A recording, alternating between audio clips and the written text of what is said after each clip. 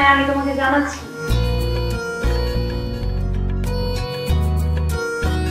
রোজ, রোজ, এই রোজ। জি ভাবি।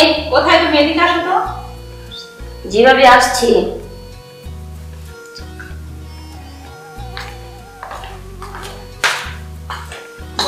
বসো এখানে। বলছি তোমার ভাইয়া যে বললো অফিসে যাবে, সে কি বের হয়ে গেছে না ছিল?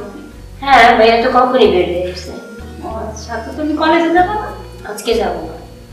তুমি ওই দিন বলছিলা তুমি শপিং করবা। তো দাঁড়াও আমি টাকা দিচ্ছি, তুমি আজকে শপিং করে আসো। তোমার জন্য কিছু আনতে হবে? হ্যাঁ আমার জন্য দুটো চুড়ি আনতে হবে। চুড়ি নাই। আচ্ছা ঠিক আছে।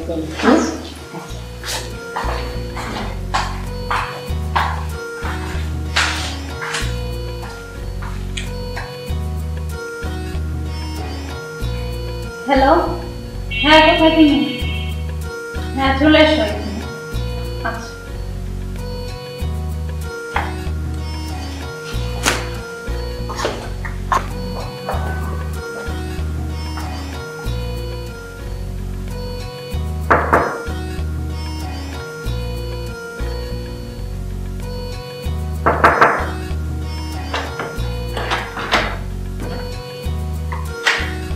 তুমি চলে আসছো?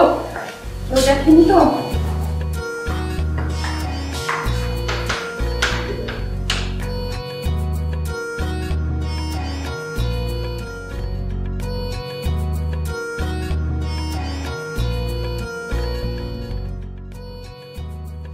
তুমি জানো আমার কত কষ্ট হয়ে আসলে। হ্যাঁ জানি তো, তো বাইরে থেকে কেউ আমার দেখছে না। তোমার জন্য এখান দিয়ে আসছে।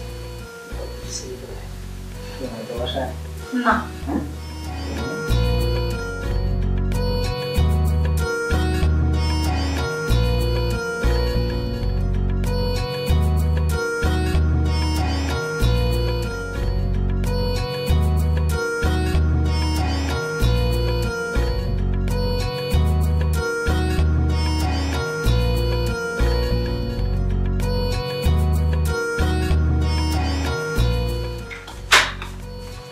তুমি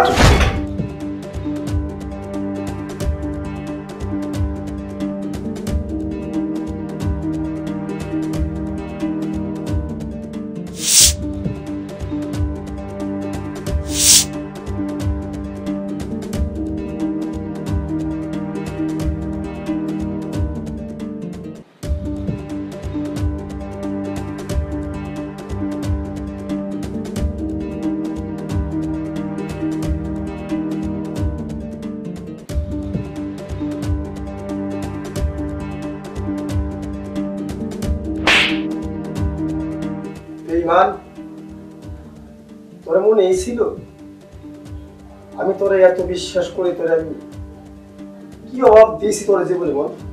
আমি কোন অভাব করে দেই নাই, আর তুই আমার সাথে এত বড় বেইমানি করতে পারলি? এই যে ছলনাময় নারী রে।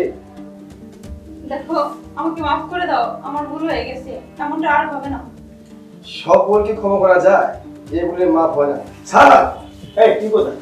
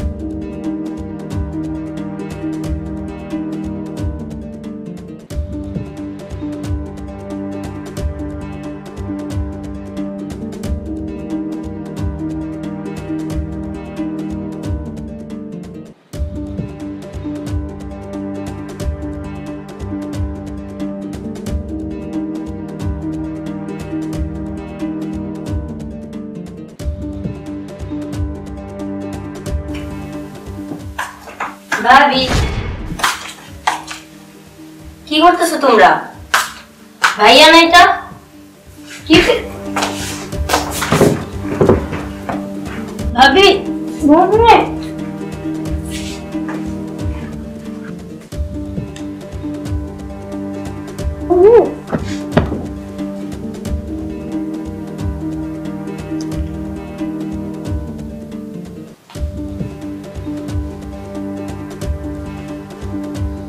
সম্পর্ক আজকাল প্রতিনিয়ত এমন ভালোবাসা সুখের সংসারকে অশান্তি দিয়ে আসছে এবং বিশাল একটা অশান্তির চক্র তৈরি করে আসছে।